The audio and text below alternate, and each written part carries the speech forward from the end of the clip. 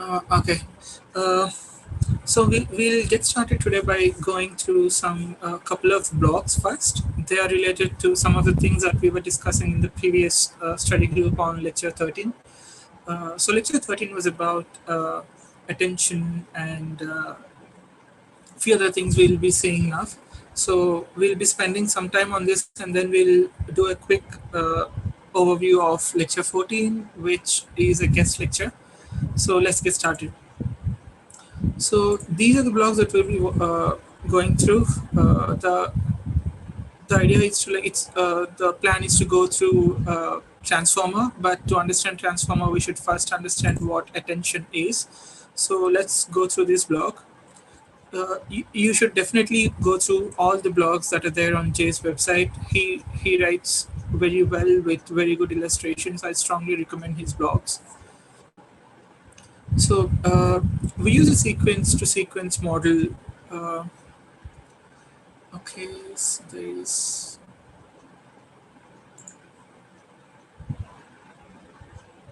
Hold on a second. I have to share this.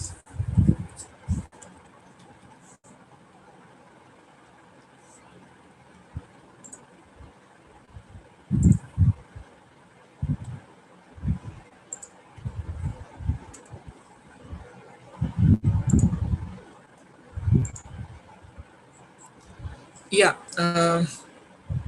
So for tasks like neural machine translation, sequence to sequence models are something that are being used. Using these illustrations, we can see how it works. Like we have three words in a source language on the left here. Let me pause this. Yeah.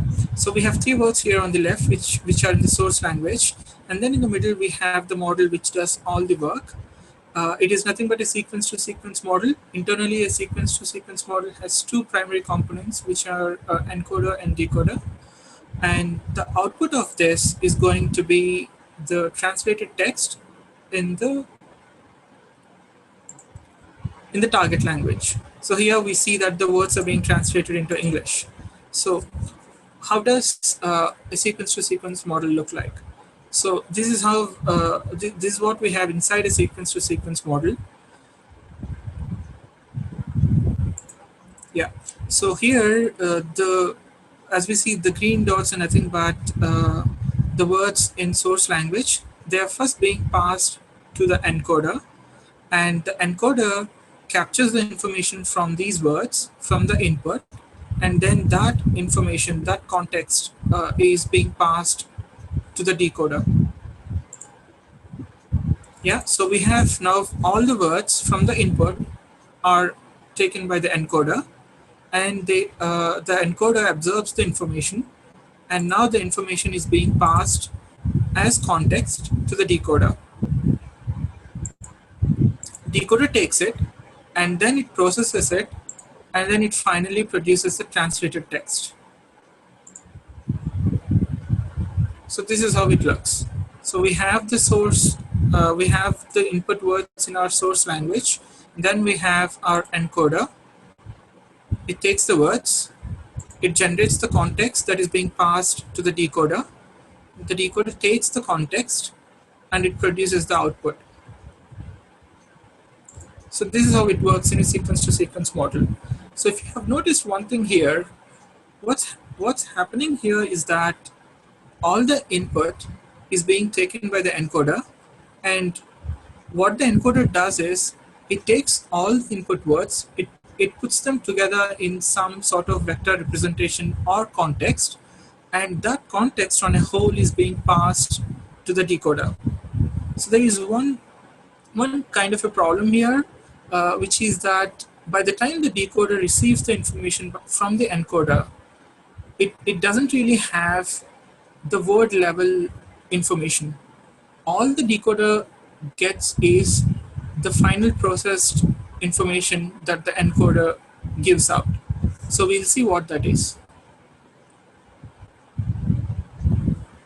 So here we have again the three input words. Each row here represents the word embedding for our input word.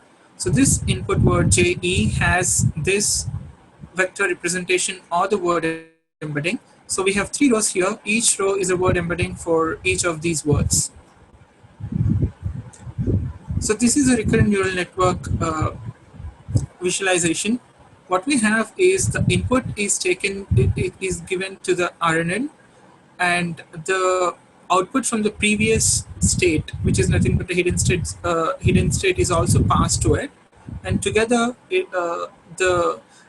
takes both of these things together and produces the output.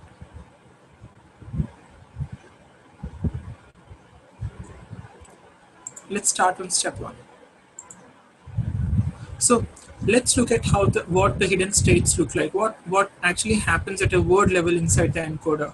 So we have 3 words here again from the input. Each of them is being, so here the first word is passed to the encoder, and that has generated the hidden state number 1. So this is the state representation for the first word. Now next goes the second word, and the second word has generated its own hidden state number 2. And the same goes for the third word as well. The third word gets its own hidden state number 3. Now the encoder internally has all these 3 different states for each of these words. But what exactly does it output to the decoder? Let's see that. Here it is simply pushing out the hidden state number 3 to the decoder. It doesn't really pass hidden state number 2 or hidden state number 1 to the decoder, which it internally contains. But instead what it does is it kind of puts everything into hidden state number 3, and it only passes this hidden state to the decoder, which means the decoder doesn't really look into hidden state number 1 and hidden state number 2. So now the final hidden state number 3 is passed to the decoder. The decoder takes it, and then it produces one word at a time, which is the translated text in the target language.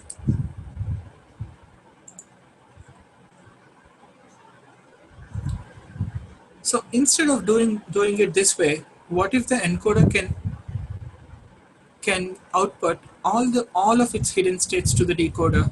That way, the decoder is going to have much more information, and also it can look back into what the hidden states of each of the input words are.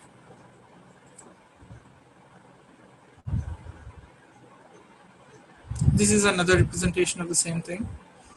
So now here comes attention. So far, until now, what we have seen is an RNN, a sequence-to-sequence model without attention. So let's see what difference attention makes here. So here, as we can see, So here we have the encoder here. We have each RNN unit here. Each one produces one hidden state. This is something that we have just seen. Yeah. So finally, instead of simply passing only hidden state number 3 to the decoder, here we have the encoder and here we have the decoder.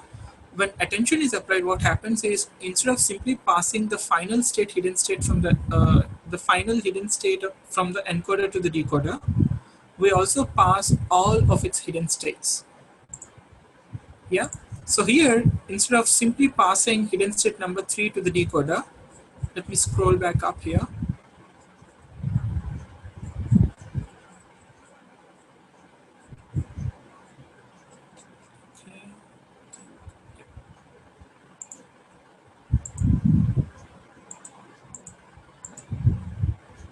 Yeah. So here the context that is being passed from encoder to decoder, without attention, it will only be the final hidden state, which is H3. But when attention is applied, what happens is that we are passing all the hidden states of the encoder to the decoder.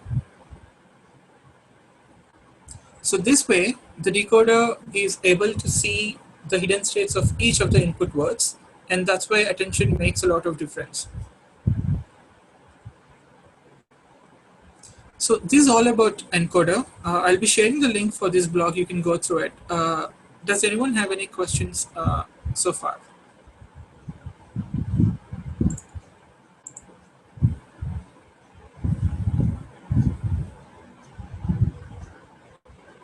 Okay, so we have seen what attention is. Now let's see what transformer is.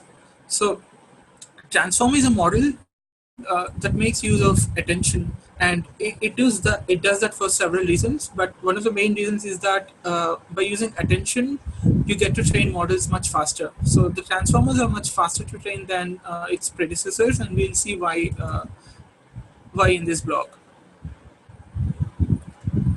One of the main problems with RNNs is that they're kind of sequential.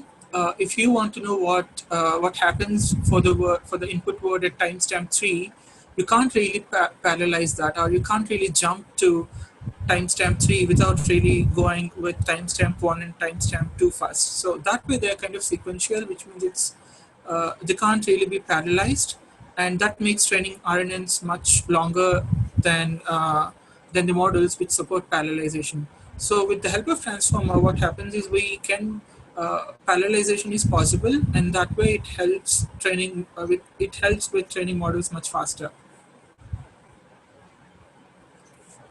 Attention is all you need is a paper in which the transformers was first introduced. So this is a very high level view of what it is. So previously we had a sequence to sequence model here. Now we have a transformer.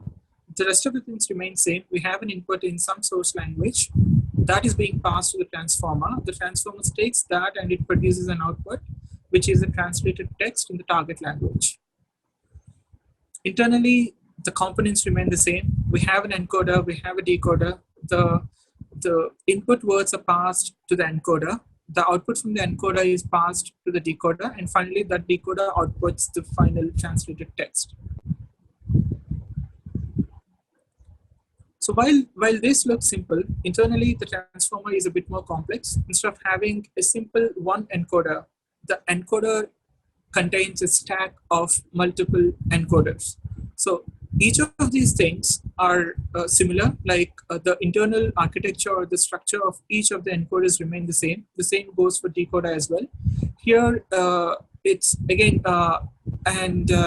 coming to the number of encoders, here the author of this blog says that the paper stacks 6 of them on top of each other, but it's not that it's something which is tried and recommended. It's nothing like that. You're free to experiment with your own number of encoders and decoders, but make sure that the number of encoders and the number of decoders always match. So we have seen here that internally the transformer contains an encoder and decoder, and further, and the encoder is nothing but a stack of several encoders. And then inside each encoder, we have these two components. One is self-attention, and the other one is feed-forward neural network. So we'll see what self-attention is.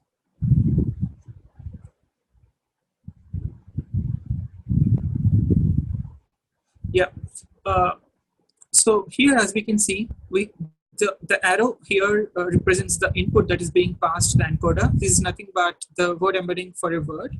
If we have something like we are in CS224 study group, this could be something, this could be like the word embedding for the word way. That is passed to the self-attention layer, and the output of that is passed to the feed forward. So what exactly does self-attention do here? So as we have seen in the previous blog, what attention does is, instead of simply constraining the model to the current word, it gives some information from the previous words as well. So the self-attention layer here, it helps the encoder look at other words in the input sentence. So we know that when it comes to text, context is something which is very important. Like when you're saying something, the word which is in certain position in a sentence, it depends on the word which was spoken before or which will come after that. So it's really important for the model to take those things into consideration. So that's what self-attention does. It enables the model or the encoder to be more specific, to look at other words in the input sentence.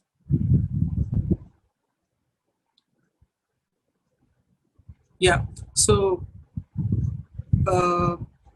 as a first step, what we do is we get the word embeddings for each of the input words. this is a very standard procedure. We have you can use something. We have discussed word to vec. We have discussed glove, and now we are discussing some other models to generate word embeddings. So this is a standard procedure where you have your input word in text that is being converted into numeric form using the word embeddings, which is nothing but some vector. Yeah. So here we have the input word. That input word's vector representation is being taken here, and that is being passed to the self-attention layer. So this happens for every word. And as you can see here, every word has its own path. So this is what makes self-attention, this is what enables self-attention to help with parallelization. So the various parts here can be executed in parallel as the flow goes through the feed-forward layer. So we have, so what exactly does happen in self-attention? We'll be seeing that in detail further down the block. But this is the overall picture. So we have a word, we get its embedding, we pass it through the self-attention layer. The output of the self-attention layer is again another vector representation, and that is fed to the feed-forward neural network. And finally, it produces an output which is passed to the encoder, which is further up in the stack, like next encoder, from encoder 1 to encoder 2. So we have been using the word attention a lot. So we have seen in images and we have seen what it means in terms of context and what it means to have attention between encoder and decoder. But to put it simply, what attention helps with is that when you have an example like this, the animal didn't cross the street because it was too tired. Now, if currently, let's say the model is currently processing the word it, and one information that we already have for it is the word embedding for this. You can simply use some pre-trained word embedding and generate a word embedding for it. Now, that word embedding is not really, it doesn't really tell us anything about the word it in terms of the context of this sentence. It might have been trained on data which has seen similar sentences of context, but not necessarily the same sentence. So here the word it could refer to different things. We know that it is actually referring to the word to these two words, the animal, but how does the model know it? So what does it in this sentence refer to? So normally with simple word embeddings, you may not really know this, you may not really have this sort of information. So this is where attention comes in. So as the transformer model takes in each input word, it not only considers the current word's embeddings or the feature vector representation, it also looks at other positions. It also looks back at the words which have come before it in the input sequence, just to know. So what's happening here is that initially we're getting started with some sort of word embedding here. And what self-attention does is it takes these embeddings and then it looks at other words and it sees what information from other words it could encode in this representation, in this vector representation.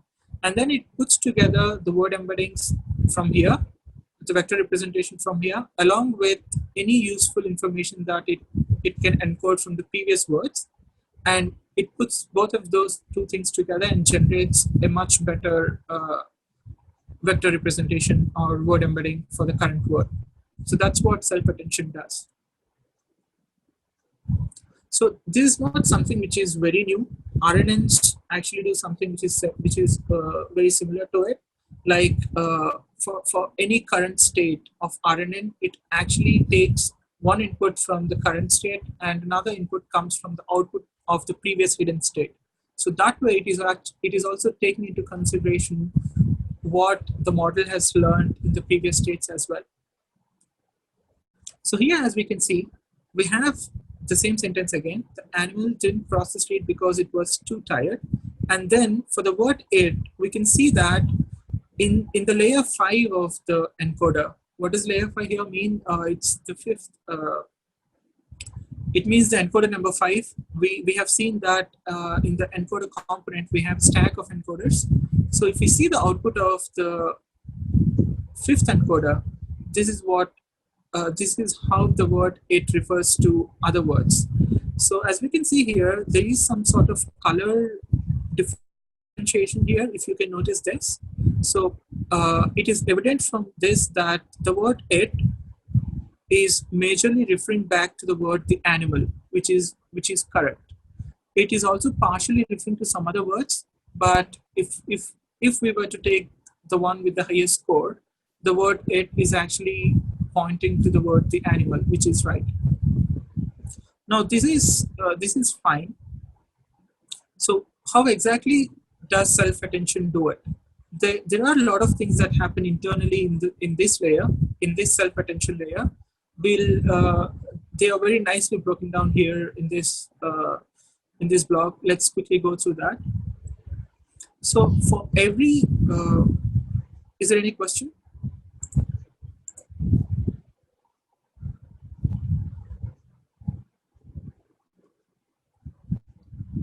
Okay. Yeah. Uh, so here we have the input thinking, and then we have its word embedding here, which is x1. And then what we have here are three different things: queries, keys, and values. These are something which are generated in the self-attention layer, and we'll see how it does it. So every self-attention layer, so in a transformer, what we have is we have these three vectors: the query vector, the key weight vector, and the value weight vector. So for every input embedding, what it's going to do is it is going to multiply this word embedding with each of these vectors. Now, when you multiply x1 with wq, the vector that it generates is nothing but the query vector q1. And similarly, when you multiply x1 with wk, which is nothing but wk is the key weight matrix. When you multiply these two things, it generates the key vector k1. And the same goes for values. So yeah, so this is the first step that happens inside the self-attention layer. And once this happens, we know that inside we have these three different vectors.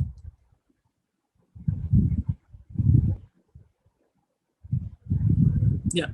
And now what we have to do is we have to generate or calculate some sort of score for every word. So we need some sort of scoring in place to know how the current word actually scores against the other words in the input sentence. So to do that, what we do is we take Q1 and we multiply that with K1, and that would give us some score. And then we will take Q1 and we multiply that with K2, and that generates another score. And as we can see here, the score for the word for the current word thinking, we have the score here is higher, which is 112, whereas here it's 96, and that's understandable because for if you take any word, it's obvious that you would get a higher score for the word when it's scored against itself. So which is why for thinking, when you're generating the score, it actually scores higher for itself, like 112, and then for any other word, it actually scores lesser. So that's what we see here. So this is the second step that happens, and after this, what happens is we are going to divide the score by some number. So here we are dividing by 8. So why 8? 8 is derived from the square root of the dimensions of the queries, if I'm not wrong. Yeah. Yeah, key vectors used in the paper. So here the key vector is of length 64. So what we have to do is whatever the length of the key vector is, we have to take the square root of that, and that is divided, and the score gets divided by that value. So we have one full here, and then we divide that by 8, which gives us 14. And then we do the same for the other word as well. 96 is divided by 8, that gives us 12. And then we generate software scores for each of these two things. So as we can see here, the word thinking has a score of 0.88 with itself and 0.12 with machines.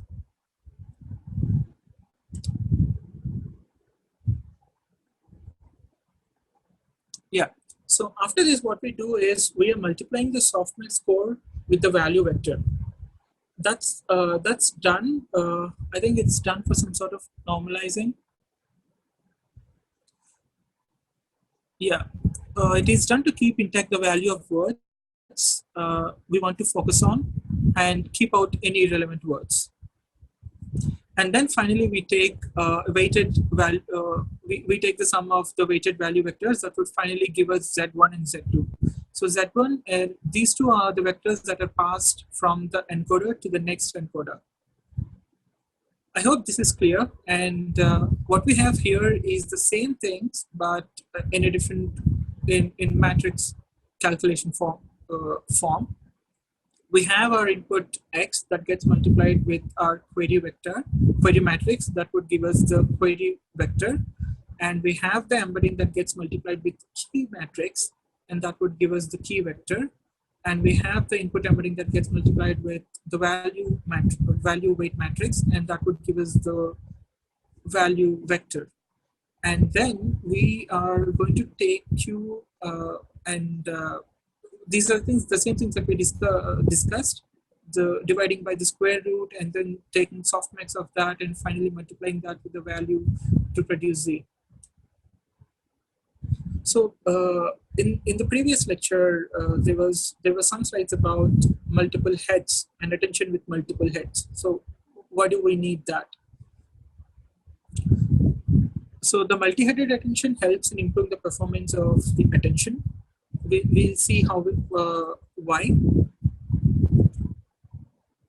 Here it says that by using multi-headed attention, the model's ability to focus on different positions expands. And also it helps in multiple representation subspaces. So here, it's the same thing, what we have seen so far. We have these query, key, and value vectors, but instead of having one attention, what we have here is two attention heads, which means what happens inside each attention head remains the same, but it's just that we are generating multiple heads instead of one. So I think in the paper they had several, I think it's 8. Yeah, I think it's 8. 8 attention heads were discussed in the paper. So in that case, we have like attention head 0 till attention head 7. So we have multiple attention heads here. So we have the input X, we have the embeddings, and then internally in the self-attention layer, we have the 3 vector matrices for query, key, and value. And finally, the outputs are generated like this for each attention head. So this looks good, but once we have these outputs, they're actually passed to the feed-forward layer. Now, one thing that we are changing in the self-attention layer is that instead of having one attention head, we are going with multiple attention heads, which means the output from the self-attention layer has now changed. But the feed-forward layer still expects only a single matrix, but here we have 8 of them. So how do we get away with that? So what happens here is that when we're using multiple attention heads, all of them are concatenated and they are put together like this. And then there is another matrix against which they are like weighted, and finally it produces a single Z matrix like this. Now this goes to the next layer. This is like the whole thing being summarized into one image here. So what here we have seen how basically, here we have seen how the word it is encoding information from the other words. As we can see here, it is dominantly encoding or relating with the word the animal. So this is what happens when we used a single head attention. So what happens when we use multiple heads?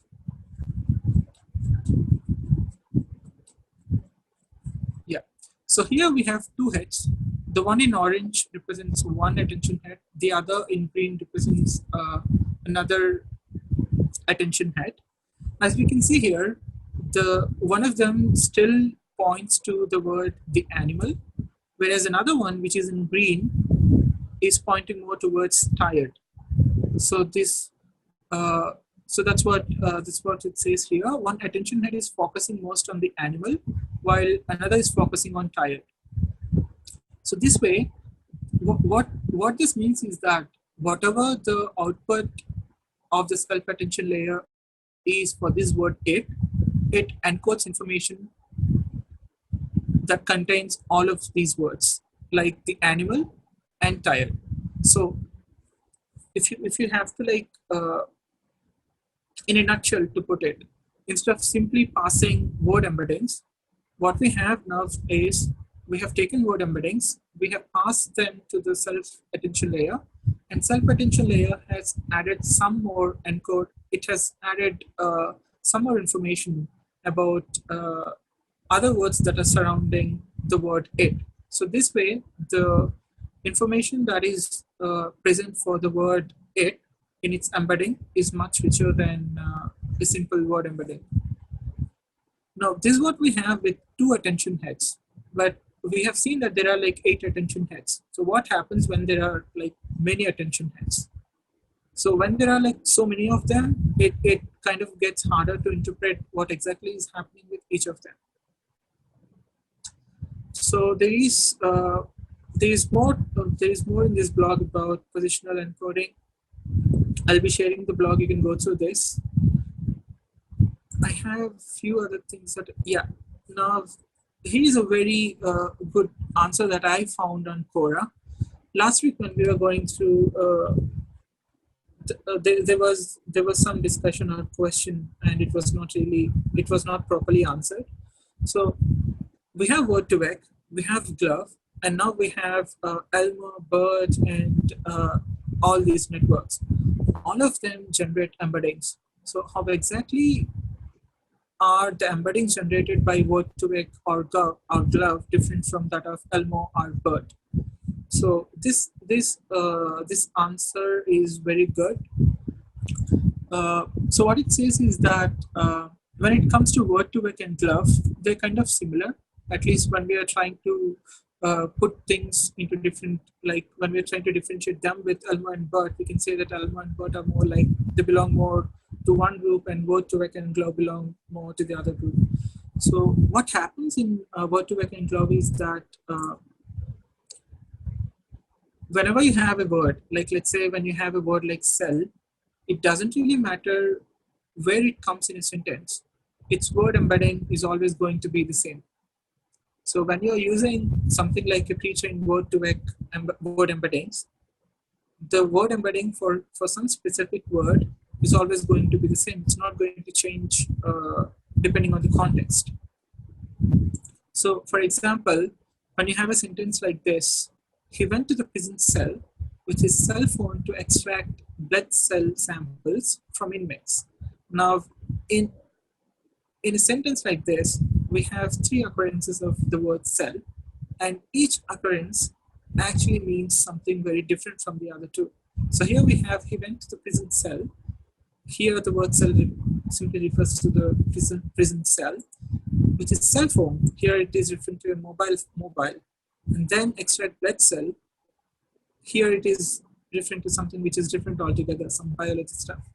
So what happens with word2vec and glove is that the word embeddings remain the same for all of these occurrences. There is no internal differentiation for these words.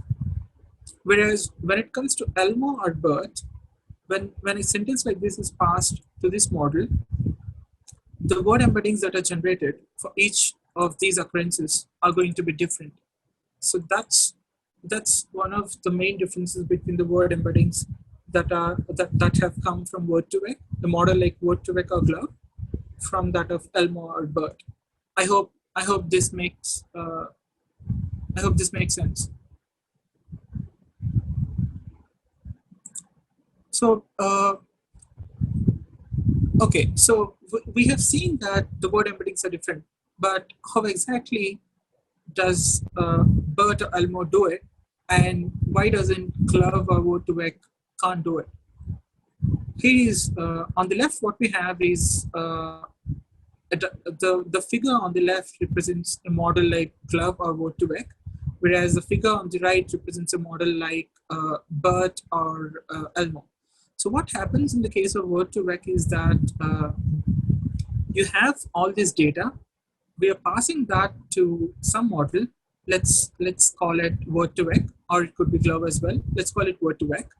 And what word2vec does is it generates the word embeddings, and these are the pre-trained word embeddings.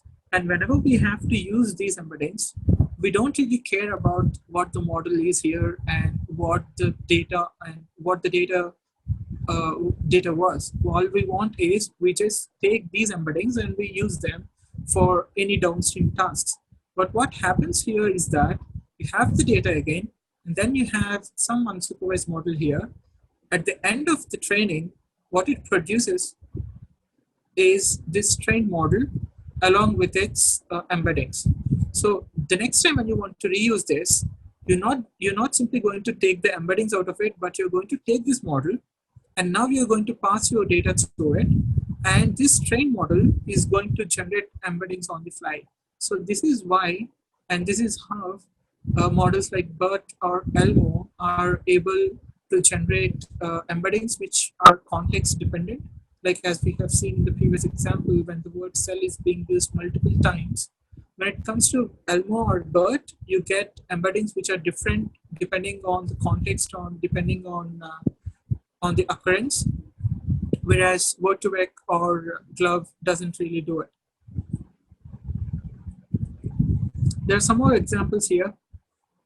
There's some more differences between these models. So this is about the differences between word embeddings from that come from different models. So we still have like 15 minutes. I want to go through lecture 14. To be honest, lecture 14, I didn't really get.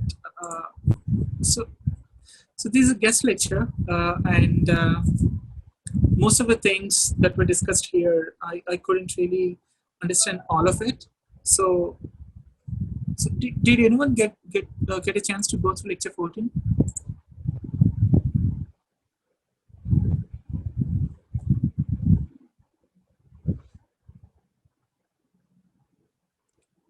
Okay. So are there any questions about attention or the transform model that we discussed so far? Or if anyone wants to add anything that I missed, please feel free.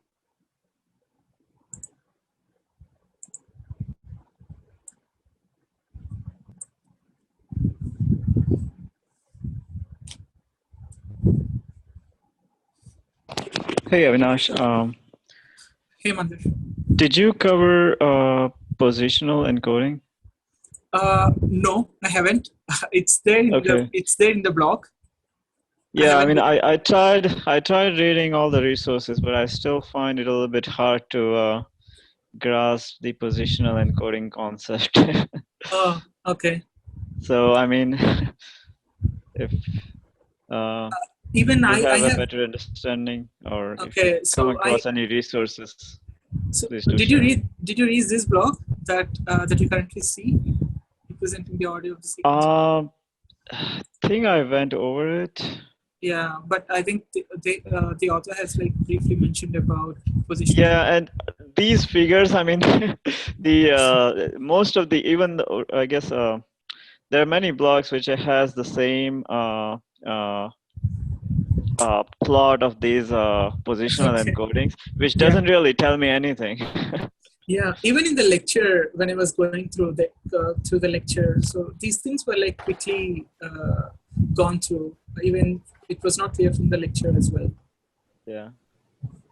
Uh, So so either that's how it is supposed to be understood, or not sure, but I haven't really spent time on this. But if I go through that and if I find something, I'll surely discuss that in the next lecture or maybe share the resources in the channel.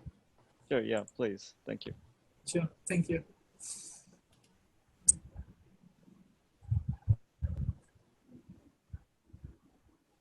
So let me share the slides, lecture 14.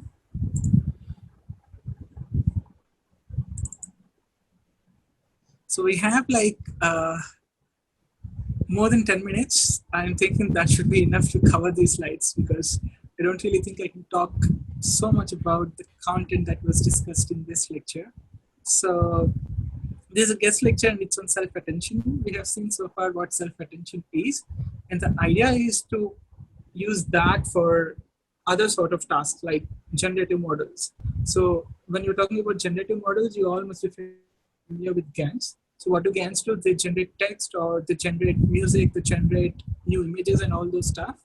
So this lecture is like, it's on generating stuff using self-attention.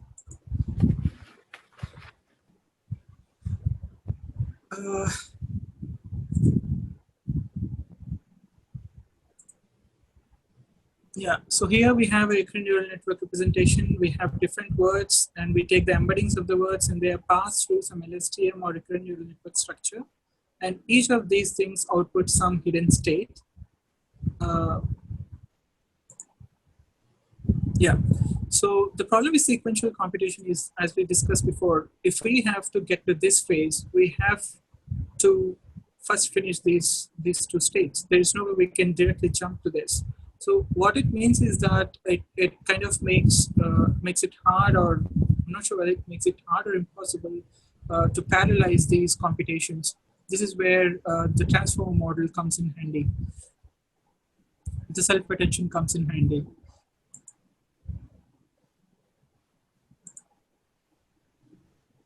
What about convolution neural networks?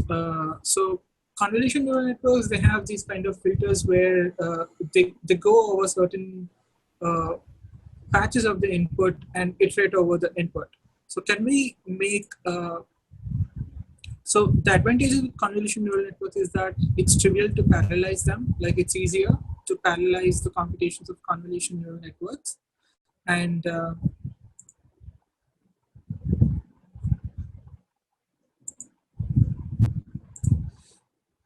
yeah, I think there is something which where they talk about getting these two things together, convolutions and self-attention. So why not use attention for representations? So we have seen how attention helps with getting better representations. Like instead of simply taking the word embeddings from glove or word to vec, we take those embeddings, we pass them through a self-attention layer. That way, the information that is getting encoded is much better than the raw word embedding.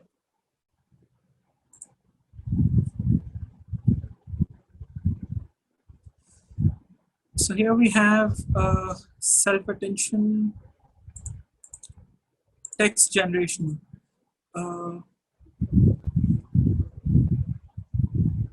These all things were actually discussed pretty quickly.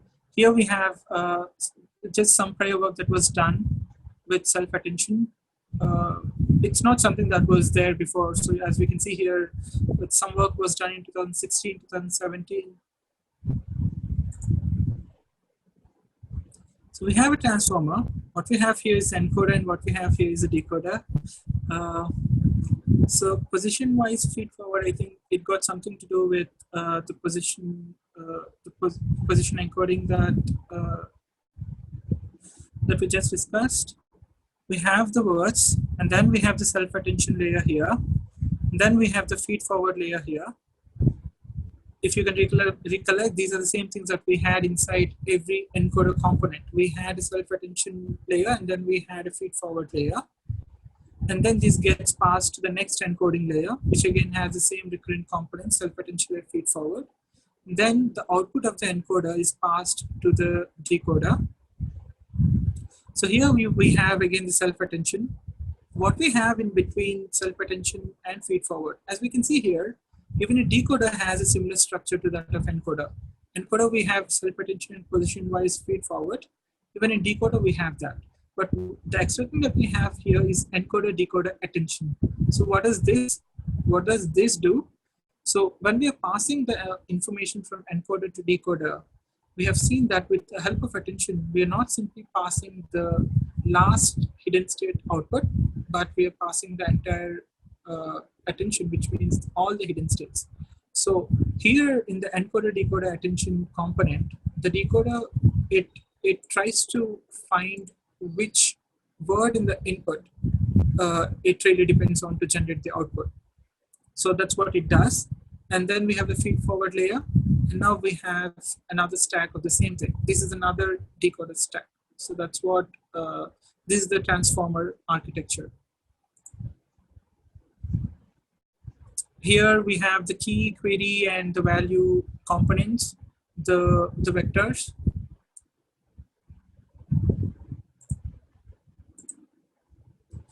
Yeah, attention is cheap. So what does that mean?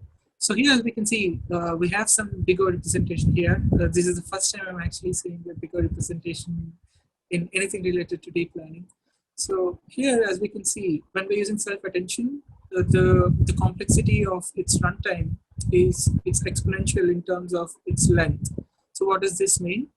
If we are using self-attention for any data where the length is much bigger than dimensions, then that's it's not really a good idea to use it. So let's take an example.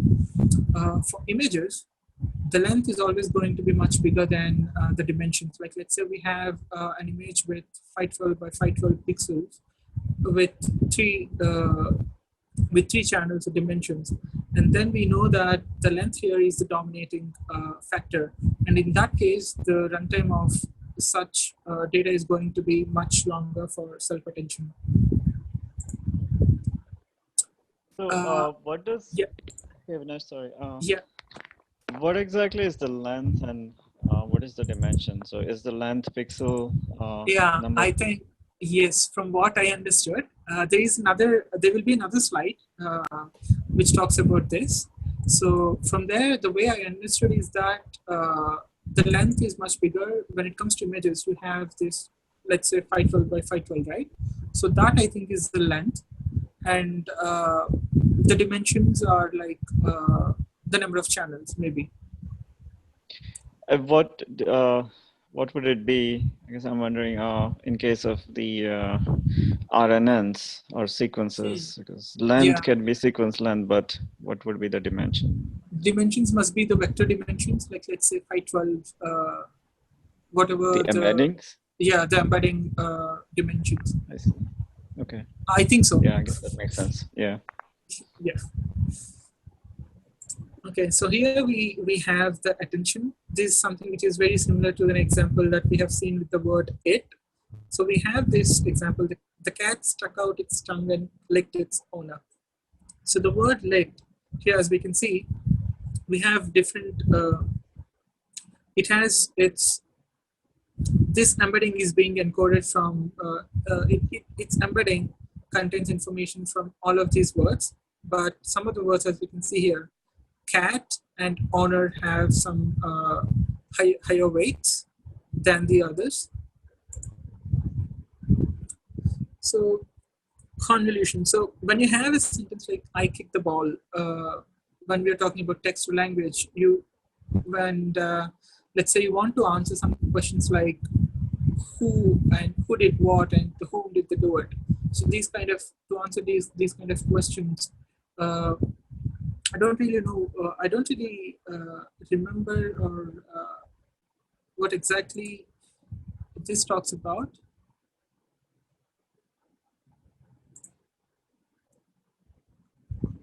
Parallel attention points. There was a slide here.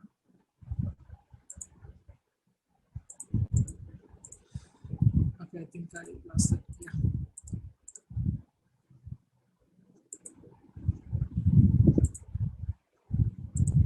So we have this multi-head attention, the same thing that we discussed. Instead of having one head, we have multiple heads, and each head points to some information that gets encoded in the current words embedding. Then we have using so what happens with convolutions is that if we go back to the way it works with images, we have an image which is of some size, and then we have a filter which is of much smaller size. So this filter goes over the input image like one patch at a time, and it sees it somehow gets a representation of that particular patch.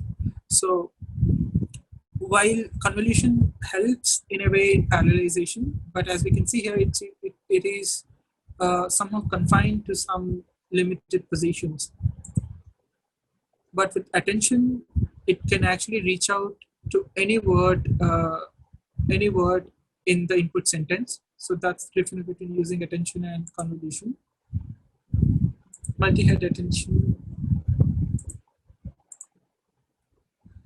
Yeah. So here are some results for some machine translation tasks. As we can see here, they're showing that the transformer has done better than other models like seek to speak with conv. These are like two tasks. One is from, I think, from English to German and English to France. These are the results that were reported.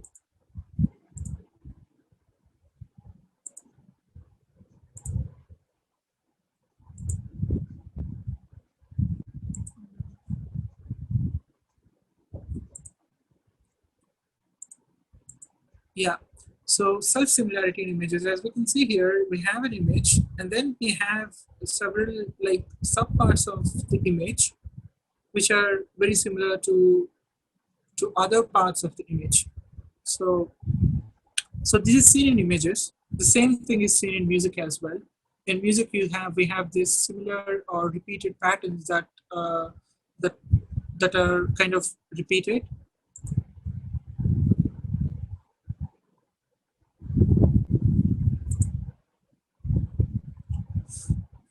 Okay, I think we are close.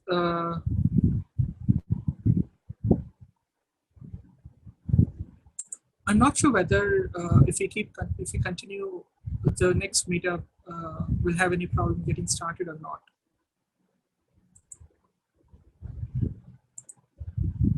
So are there any questions or anything that you would like to add? So the rest of the lecture is more about how to use self-attention for the.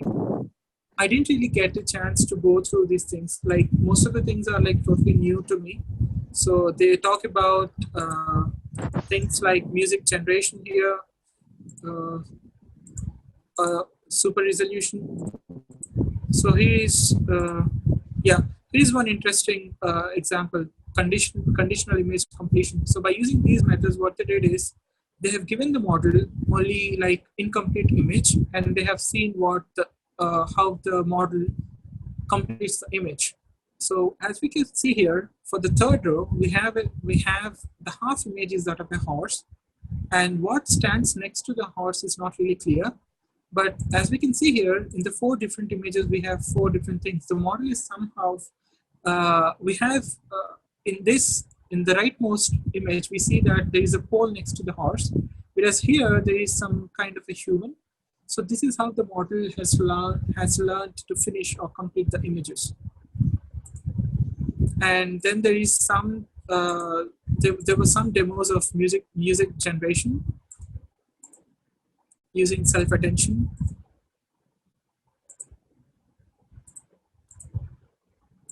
I have to go through this lecture again and to get into the details of it. So yeah, anyone wants to add?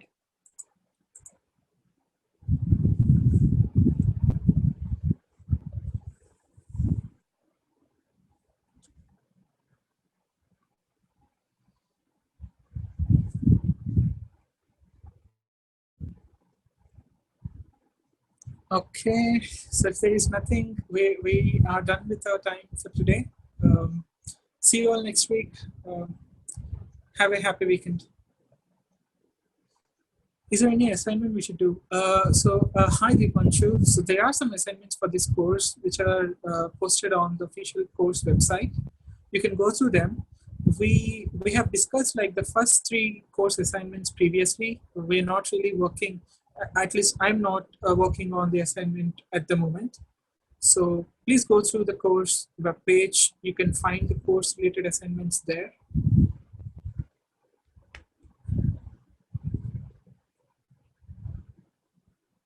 Welcome. Thank you all for joining. Have a happy weekend.